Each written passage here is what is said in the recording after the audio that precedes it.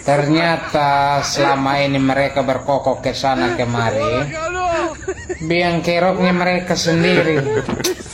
Waduh.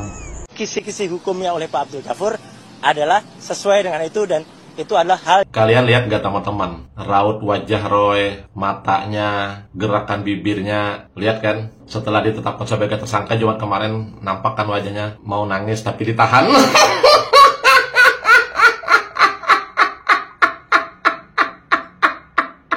Halo guys. Halo Pak Doyo.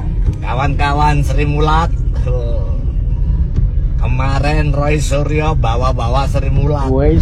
Lihat debat sama politisi atau siapa, dibilang bohong kayak Sri Mulat, katanya. Akhirnya doanya Ibu Sri Mulat terkabul.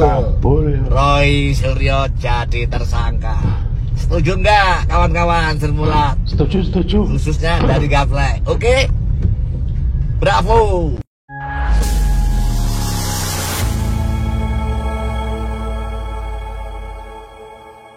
Assalamualaikum warahmatullahi wabarakatuh, saudara-saudaraku sebangsa dan setanah air. Dimanapun kalian berada, semoga kalian selalu dalam kondisi sehat walafiat ya. Berjumpa lagi dengan saya di Gaspol Update. Kami bukanlah buzzer pihak manapun. Kami hanya menyajikan keputusan ada di tangan Anda. Teman-teman, ini ada video yang menurut saya cukup menarik, yakni tentang si Doyok Sri Mulat ya. Teman-teman tentu tahu ya dengan Doyok ya, komedian senior dan sangat kawakan.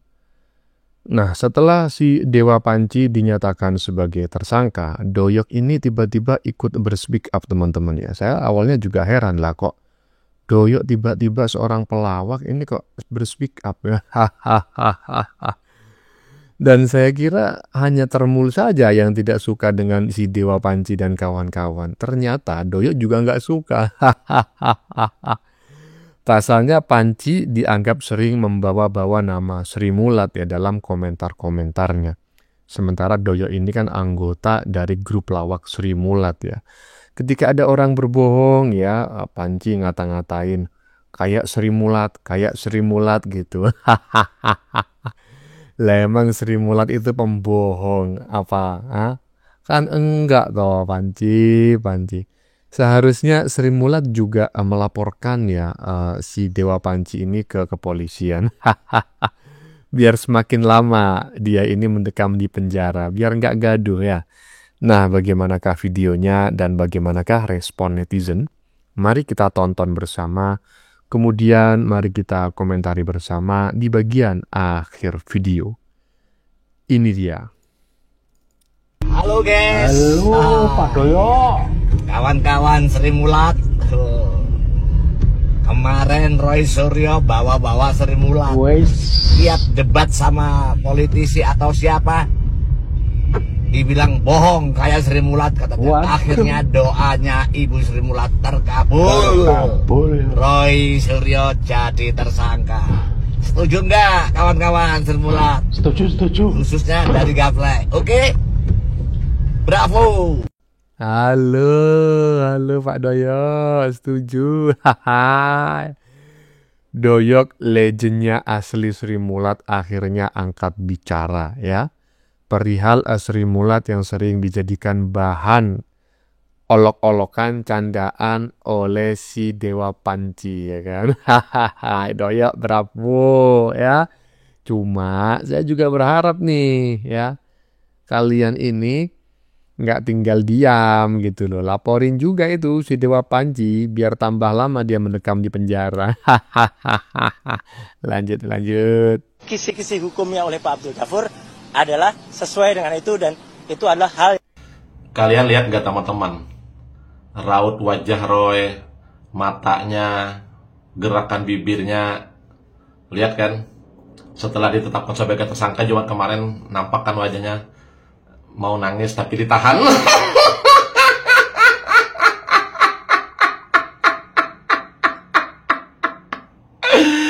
Dia berusaha menahan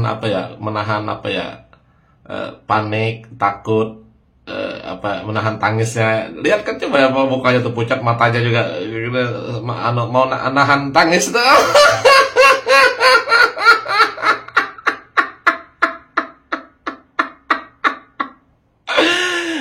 Iyalah. Nggak enak itu, sudah ditetapkan sebagai tersangka itu. Ya kan? Nahan nangis dia itu di depan kamera itu. Jadi kelihatan tegar gitu lah. Padahal mau nangis dia itu mukanya.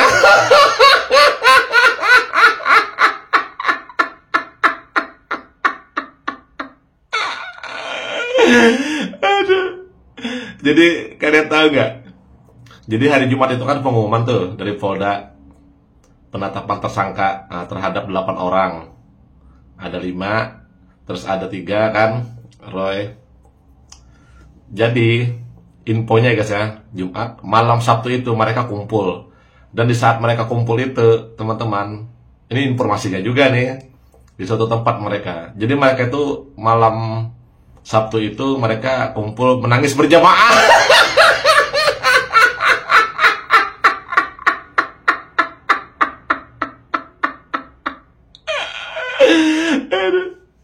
Jadi yang kata Roy di situ tuh, kita menghormati ya, mau menghormati mau tidak ya tetap dijadikan tersangka. Setelah tersangka nanti terdakwa, nanti terpidana.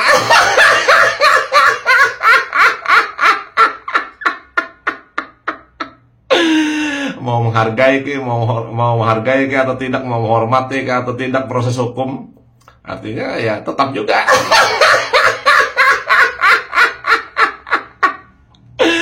Jadi kalau mau nangis aja Roy, jangan ditahan-tahan.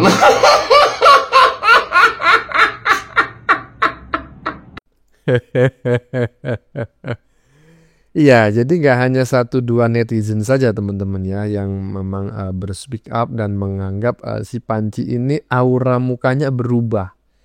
Kalau yang semula itu suka cengangas-cengenges, cekakak-cekikik begitu kan. Nah, sekarang itu sudah enggak lagi.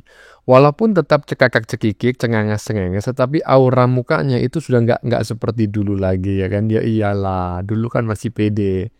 Karena ada orang besar di belakangnya. Enggak taunya orang besarnya enggak ada apa-apanya. Panji dan kawan-kawan tetap ditetapkan sebagai tersangka, sebentar lagi sebagai terdakwa, dan sebentar lagi sebagai terpidana. Nah, gimana menurut teman-teman? Ya, lanjut. Jadilah Polda Metro Allah ungkap. Bapa kami di sorga, ampun dosa. Ternyata selama ini mereka berkokok ke sana kemari, biang keroknya mereka sendiri. Waduh. Tapi baik juga, apresiasi setinggi-tingginya untuk Polda Metro Jaya, bisa ambil langkah tegas untuk mereka. Dan ya, pasal yang disangkakan juga bukan main-main. Klaster pertama ya masih lumayan, masih bisa tarik napas sedikit. Tapi klaster kedua yang 3 orang, mama mia, mencret, pasalnya berlapis-lapis. Itu kalau dikalkulasi bisa 30 tahun. Pujiar. Lah ya itu loh ya.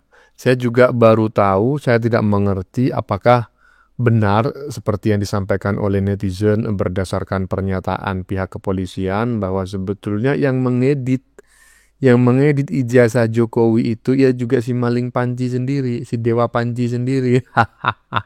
Diedit sendiri ya kan. Dipersoalkan sendiri. Aduh, orang macam kayak gini nih kok ada di muka bumi. Lanjut. Saya mengedit ya, saya dan pada itu mengedit kemudian ijazah, kemudian mengedarkan palsu. Wow, itu kebohongan publik. Tidak ada yang namanya kami mengedit sama sekali. Jadi ini jangan menimbulkan kesalahan, dan karena gara-gara diedit itu katanya itu yang menjadi alasan unsur untuk menjadikan tersangka. salah besar Bapak. Jangan mau ditipu anak buah Bapak. Wah. Menampik. Saya sih tidak mempersoalkan ijazahnya yang diedit oleh si Dewa Panji.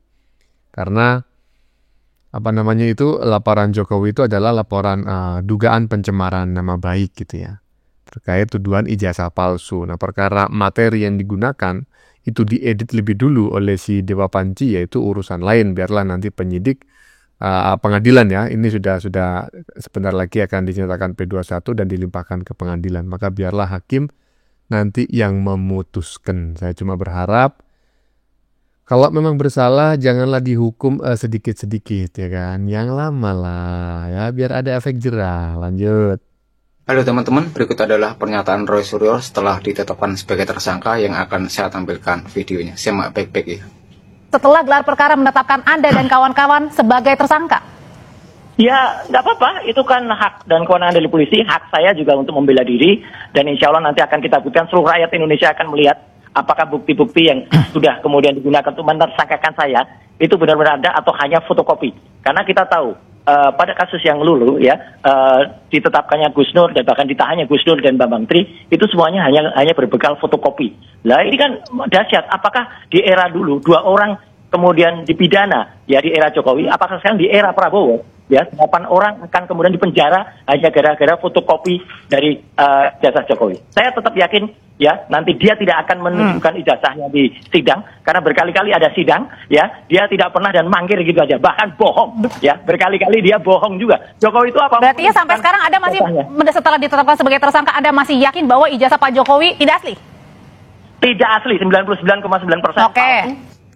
Nah, sebagai penonton yang cerdas, bagaimana kita seharusnya menyikapi ini? Pertama, kita harus pahami, dalam hukum, keyakinan pribadi bukanlah bukti. Hukum butuh alat bukti yang sah dan itu sudah dipenuhi oleh pihak berwenang. Kedua, soal klaim hanya fotokopi. Proses hukum justru memeriksa keabsahan dokumen, bukan sekedar fisiknya. Yang penting adalah data dan validasinya, dan ini sudah dikonfirmasi langsung oleh UGM sebagai pemegang otoritas. Faktanya UGM sudah menyatakan ijazah Jokowi asli dan sah, semua arsip akademisi lengkap dan terbuka, tidak ada keraguan dari institusi yang berwenang. Jadi, di tengah pernyataan yang berani dan viral, kita justru harus kembali pada prinsip dasar ya. Jangan gampang percaya klaim tanpa bukti sah, utamakan sumber resmi dibanding narasi personal. Percayakan proses hukum berjalan dengan transparan. Kebenaran tidak ditentukan oleh siapa yang paling lantang atau viral, tapi oleh fakta yang terverifikasi. Yuk jadi masyarakat yang cerdas, bukan cuma ikut-ikutan. Terima kasih, sampai ketemu di video berikutnya. Keyakinan pribadi bukanlah bukti ya, jadi janganlah kita itu terbawa oleh narasi-narasi yang menyesatkan seperti yang disampaikan oleh netizen barusan. Kita sebagai netizen harus cerdas, walaupun bukan seorang ahli hukum, tetapi minimal ya gimana caranya agar kita itu tidak mudah terprovokasi, tidak mudah dibohongi ya dengan narasi-narasi yang menyesatkan. Dan menurut saya apa yang disampaikan oleh netizen barusan sangat tepat sekali, bahwa pernyataan si Dewa Panci itu yang mengandung unsur menyesatkan ya. Jadi netizen itu harus ya pandai-pandailah memilah-milah informasi yang benar dan yang menyesatkan. Lanjut. Kita mulai ya.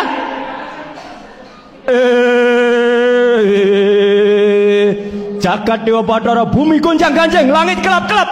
Inilah kisah pewayangan yang terjadi di kerajaan Wakanda.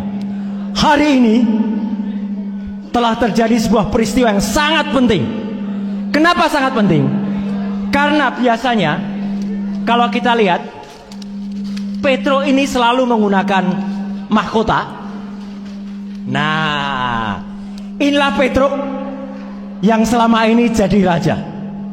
Dan kisah Petro jadi raja itu sebenarnya pernah saya pentaskan dulu di tahun 2014, 10 tahun yang lalu Bapak dan Ibu.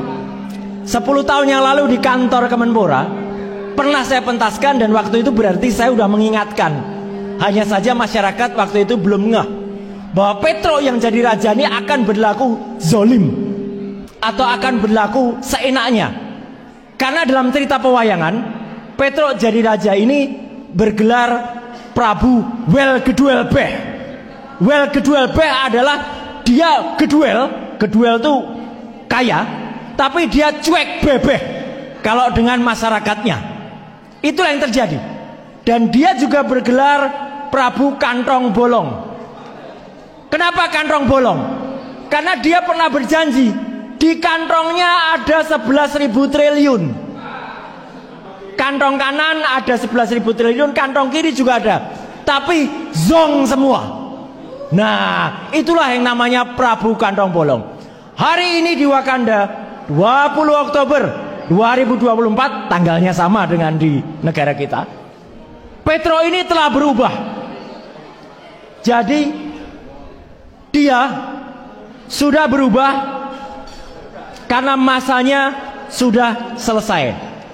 Jadi Petro ini telah berubah, yang tadinya bergelar raja seperti ini, dia sekarang sudah berubah menjadi orang biasa. Nah, kita beri selamat dulu untuk Petro yang sudah turun menjadi orang biasa. Nah, ini artinya apa? Segala kekuasaan, segala hak fasilitas yang menyangkut dia itu sudah diturunkan. Itu penting. Karena kalau kemarin dia dilindungi oleh berbagai undang-undang, Petro ini. Sekarang Petro ini tidak. Ini menjadi rakyat biasa seperti kita. Jadi, kalau tadi Petro ini mendengar kabar, sahabat kita mengatakan harus diteruskan tuntutannya, ya, dia bisa dituntut sekarang. Karena dia adalah orang biasa. Dan dia tetap beristrikan Ratu Pergiwo.